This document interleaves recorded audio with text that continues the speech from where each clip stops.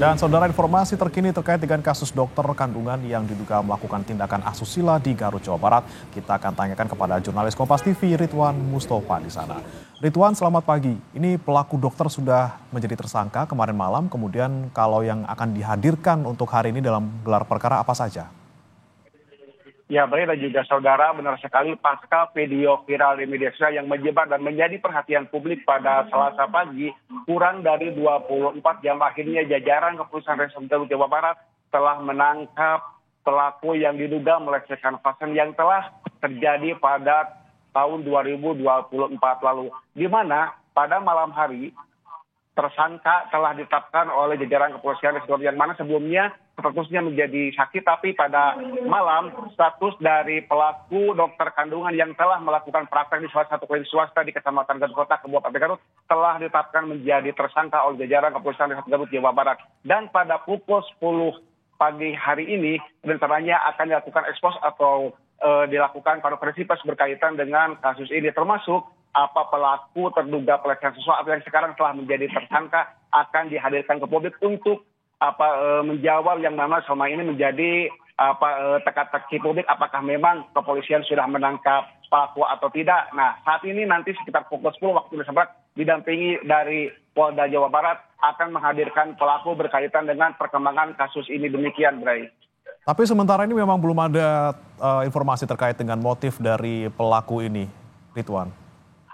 Berkaitan dengan motif, kronologis dan lain sebagainya nanti akan disampaikan oleh jajaran kepolisian pada saat ekspos yang akan dilaksanakan pada siang hari ini di Mapolres Garut. Demikian, dan juga hingga saat ini pelapor atau korban yang melapor terhadap kepolisian Resort Garut jumlahnya masih 2 orang. Padahal saat ini kepolisian masih membuka posko pengaduan untuk melayani apabila ada warga yang merasa dirugikan atau dilecehkan oleh oknum dokter berinisial MSF yang telah melakukan praktek menjadi dokter kandungan di salah satu klinik swasta di Kabupaten Garut selama 2 tahun kebelakang. Demikian, Bray. Oke, baru masih ada 2 pelapor yang melapor hingga saat ini. Terakhir, Ridwan, terkait dengan alat bukti mungkin yang menjadikan pelaku menjadi tersangka, apa saja? Apakah termasuk CCTV yang ada di klinik tersebut?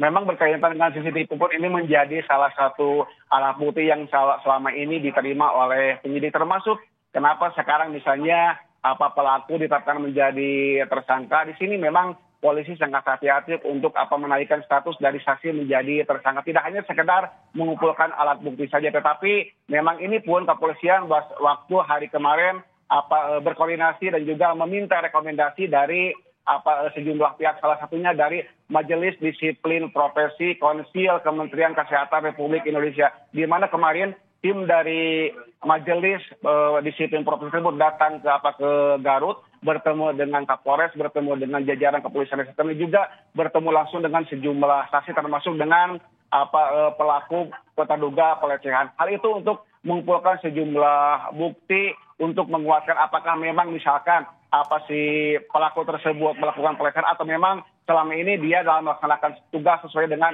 SOP yang berlaku. Itu yang pertama. Yang kedua, tidak hanya dari Majelis Disiplin Profesi saja. Kemarin pun jajaran Kepolisian Resort Garut kedatangan dari Kementerian Hak Asasi Manusia Jawa Barat, di mana jajaran dari Kementerian Hak Asasi Manusia datang ke Garut untuk melihat proses yang dilakukan oleh jajaran kepolisian dalam menangani kasus ini. Dan juga kemarin pun Ketua dari Kementerian HAM Jawa Barat berbicara di hadapan media bahwa penanganan yang dilakukan oleh jajaran Kepolisian Resort Garut sudah sesuai dengan SOP yang berlaku. Demikian yang disampaikan oleh Pak Kanwil Kementerian HAM Jawa Barat saat kemarin bersama sejumlah wartawan saat ini keterangan di Mapolres Garut. Dan juga tadi saya pun sempat berbincang dengan Kapolres Garut AKBP Muhammad Fajar Gemilang. Beliau mengatakan bahwa nanti sekitar pukul 10 saat konferensi pers dilaksanakan, tersangka akan dihadirkan ke publik. Demikian, Bray.